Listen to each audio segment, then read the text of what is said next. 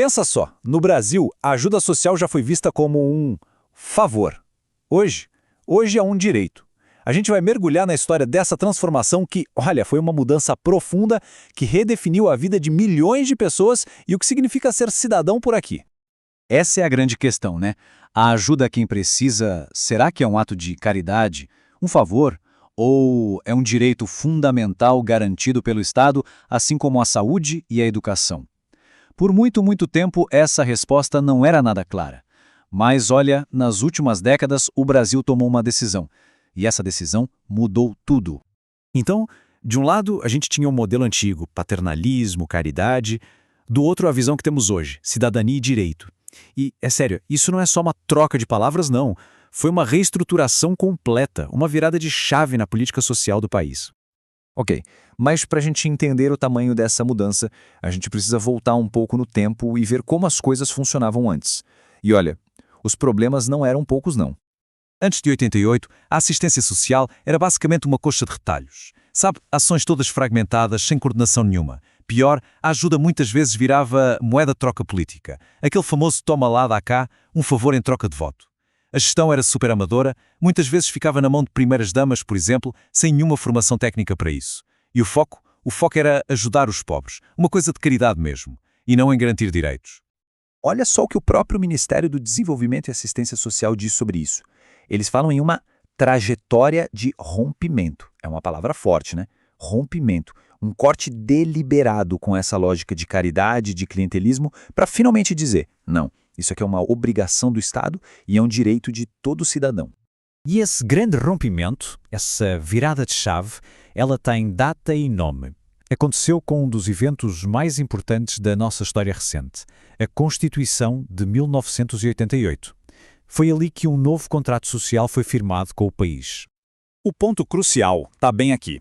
A Constituição de 88 simplesmente transformou a assistência social num direito universal e, atenção para essa parte, não contributivo.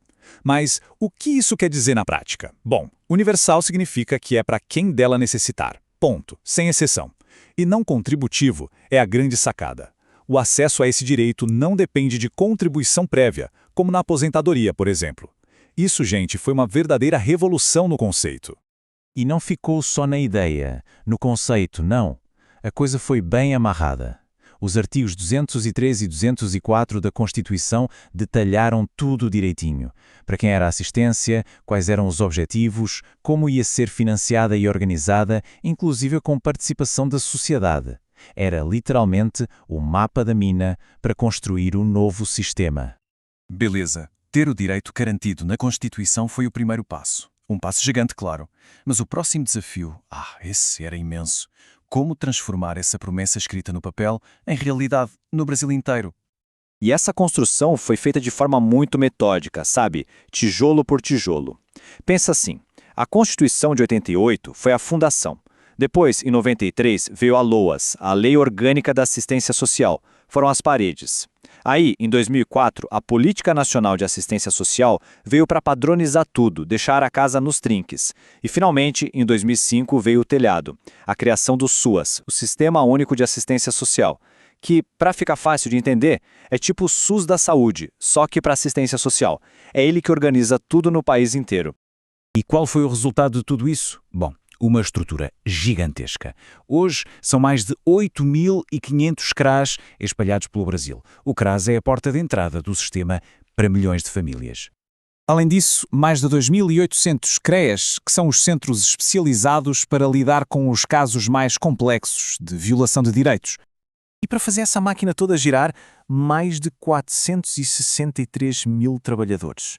Percebe? A gente não está mais falando de voluntarismo, de amadorismo. É um sistema profissional gigante em escala nacional. Ok, esses números são enormes, impressionantes. Mas o que eles significam na prática, no dia a dia das pessoas? Para entender isso, vamos olhar para um exemplo bem concreto: o trabalho dos terapeutas ocupacionais dentro do SUAS. A profissionalização fica muito clara quando a gente olha para os números. Se liga, em 2011 eram 178 terapeutas ocupacionais no sistema. Em 2022, esse número saltou para mais de 1.500. É um crescimento absurdo, que mostra essa busca por um cuidado cada vez mais técnico, mais especializado Tá, mas e o que um terapeuta ocupacional faz na prática dentro do SUAS? O trabalho vai muito, mas muito além de uma simples conversa. Eles atuam para fortalecer os laços dentro das famílias, ajudam a organizar a rotina para que as pessoas tenham mais autonomia e até dão apoio para criar novas formas de gerar renda. É um trabalho super concreto, focado em ajudar a reconstruir a capacidade de cada um de participar plenamente da vida em sociedade. Certo. Então, depois de toda essa jornada, qual é o saldo final? O que essa mudança de caridade para cidadania realmente significa no final do dia? A conclusão, olha, é poderosa. Em pouco mais de 3 décadas, o Brasil saiu de um sistema todo quebrado de caridade e construiu, praticamente do zero, um dos maiores sistemas de proteção social do mundo. Um sistema padronizado e, o mais importante, baseado em direitos. Foi uma mudança radical de paradigma que impactou a vida de milhões de brasileiros, tirando as pessoas daquela incerteza do favor e colocando-as sob a proteção da lei. E aqui fica uma reflexão. Construir um sistema para milhões é sem dúvida uma conquista enorme, mas o grande desafio, agora e sempre, é garantir que essa estrutura gigante nunca perca de vista a dignidade, a história de cada indivíduo. A pergunta é, como um sistema tão grande consegue proteger cada pessoa, uma a uma? A resposta para isso, com certeza, vai definir o futuro da assistência social no Brasil.